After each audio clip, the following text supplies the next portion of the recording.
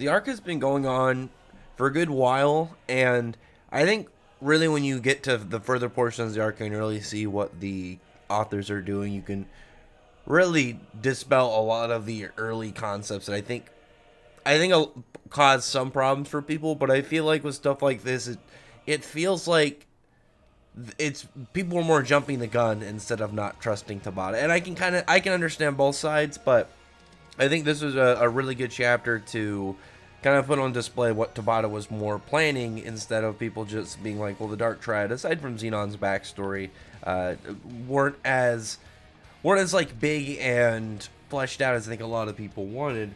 But I mean, they don't seem to be actually like they were going to be the big characters in this arc, the big enemies of the main cast of the heroes. It seems more like they were just the starting bad guys that were going to have some impact and last.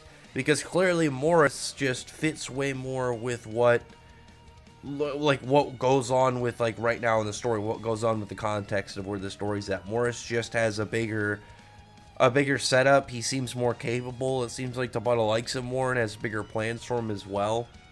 But outside of that, the chapter did start out with like a good outing for Xenon. I really liked that piece. Probably the most out of Xenon's character. I really liked his out. I thought the way that he kind of like his last couple moments in the series had a really strong reflection on everything that had got him up to this point. Because obviously he's essentially evil, and it was their differing points that like obviously led them down to where they're at now. But his whole bit where he's just saying like he felt a similarity to during the fight, but wanted to know what was really different. I just thought that was really cool, just because it gives him that strong... Because I think it also makes sense when you're about to die and your life flashes before your eyes. He probably rethought of everything that got him up to this point. He probably resaw the events of him killing Alan. And I think that was just a really cool way to end his character off. But Yuno's like, well, I can't really answer that. I haven't completed my vow to, to my rival, pretty much kind of situation. And then we do see like a moment where Xenon is thinking back to his initial vow to Alan, but I'd be very curious if he legitimately just saw his life flash before his eyes and then saw that death scene again. Because like when we saw it, it was a flashback, sort of. Like I couldn't really tell entirely if it was like a flashback of the character or if it was a flashback of just getting lore. But either way, like Xenon here definitely had a really, really kind of like calming moment, I think, before he ended up dying out. But then we have like Asta and Noct and that whole group. They're getting healed up by Mimosa, getting ready for the battle. I'm very curious if Devil Union works limitation wise like Black Form, because Asta like could only use Black Form so much a day, but when he got his body physically healed up, then he was able to use it again. It wasn't like the idea of like the characters restoring their mana pool. It was more over like his physical body just couldn't handle it anymore. So I'd wonder if healing him will do anything to Devil Union, because the difference between Devil Union is like Devil Union is a set timer of 30 minutes. I kind of feel like it would be perfectly fine kind of either way, but I would prefer the idea of it sticking to the 30 minutes, just because Devil Union Asta is obviously so powerful right now in comparison to the level of enemies like the twins and stuff. Maybe it'll be different if we see him go up against an enemy that's a little bit more intelligent, maybe like Morris. Who knows? That it'll be a different story.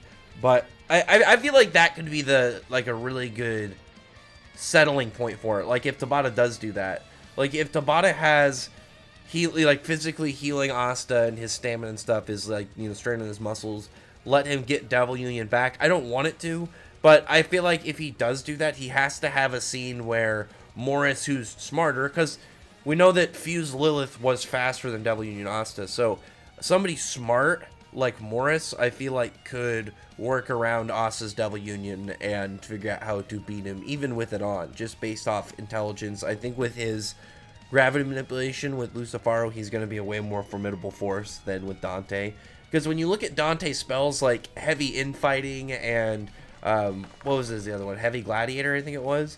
That it was, or was it Gladiator infighting? I don't know. Those are way more kind of direct ways of fighting, way more melee. Even with his body magic, he was buffing himself up in just melee attacking and stuff. He had other stuff like his singularity and whatnot, being able to teleport and stuff like that. But I feel like with Morris, he'll be just way smarter with it. I feel like he'll just be a way better, he'll just be somebody better with that ability than what Dante had.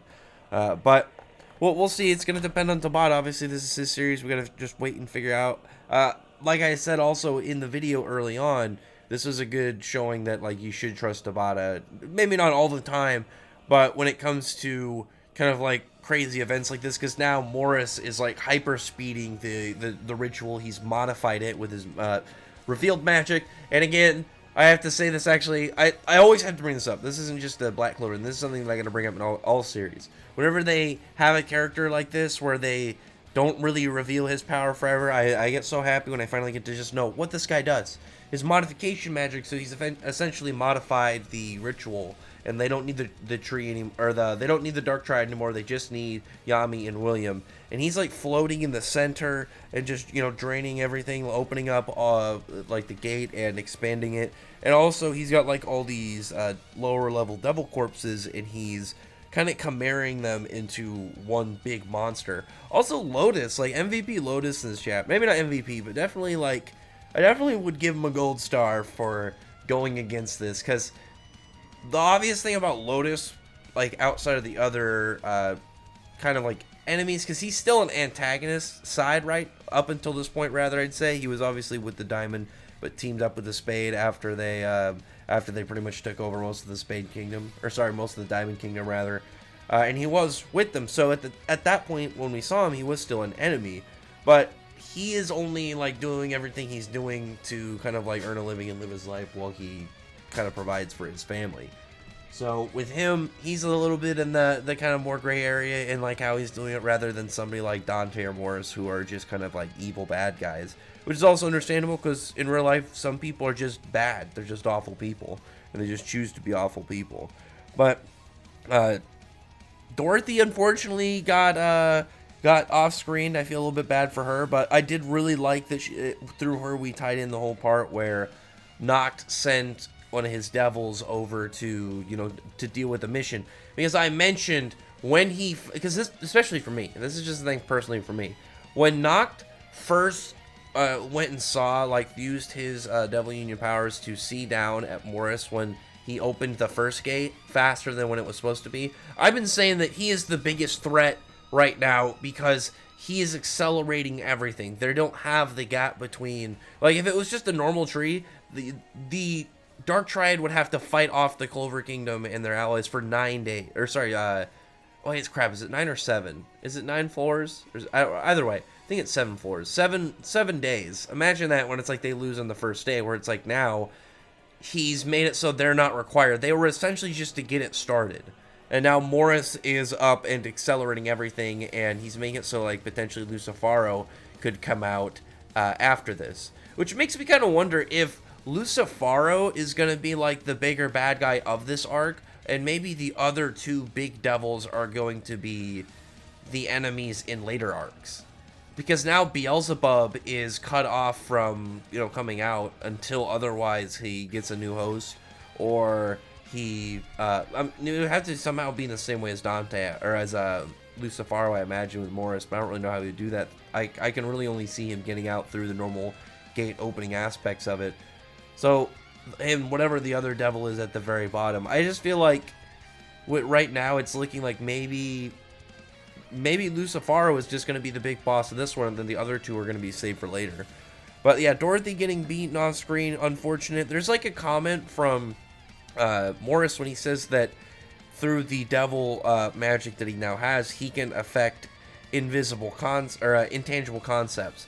And I don't really know what he's kind of going with this, because we don't obviously see the fight with Dorothy, and Dorothy's obviously using magic. There's nothing kind of conceptual about what Dorothy's doing. She doesn't have true magic or anything.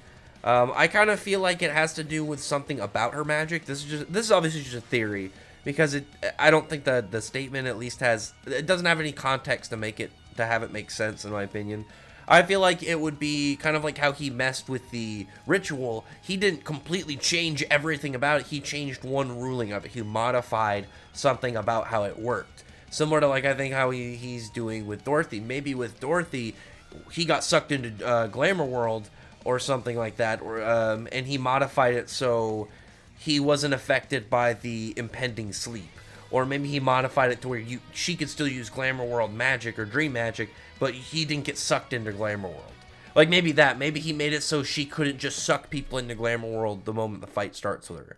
Like, there's a lot of obvious, like, context we need behind Morris's magic, and I'm definitely super hyped for it, because he's really cool. I really love this panel. It's definitely my favorite panel of the whole chapter. It just looks menacing. He looks pretty scary, and it also makes me wonder if Lucifaro, like, are his two big fangs, or is it, like, is this just because these are the horns that that Morris has in his devil kind of fused for or his devil powered form, or is this like is Lucifaro actually gonna have these big fangs, and are these tusks like big upward fangs, or is he upside down and they're like Dracula fangs? How exactly does this work? That's just a small question for me, but either way, him making the big monster was pretty cool, but obviously the Black Bulls just kind of crush in and destroy it. And the people that they have, I don't see them beating Morris whatsoever. You have Gordon, Gouge, Vanessa, and Gray. I don't see them winning, and obviously Henry, but I don't see what they can do, because even with the theories around Morris's modification magic, what if he can modify something about other people's magic? Because logically, that's how he made the two grimoires between Mars and Fauna. He modified their grimoires. So with the ritual, he modified the spell. So could he modify Vanessa's spell? Not cancel it, but modify maybe one of the rulings of it. Maybe it changes it so Rouge has to, like, maybe the Rouge can only affect her. Well, now that would be too quick, because like then that would put him in a scenario where like a lot of characters would die off quickly because of the negligence of Rouge's effect.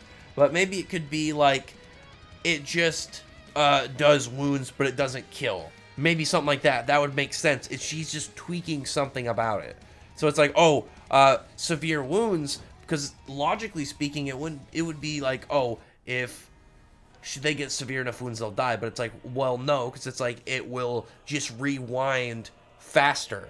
It will go off more often, so it will run out faster. So Vanessa will run out of mana at a much faster rate than if it was just death.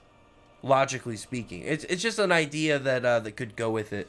But yeah, I really like Morris. I think Morris is doing really well.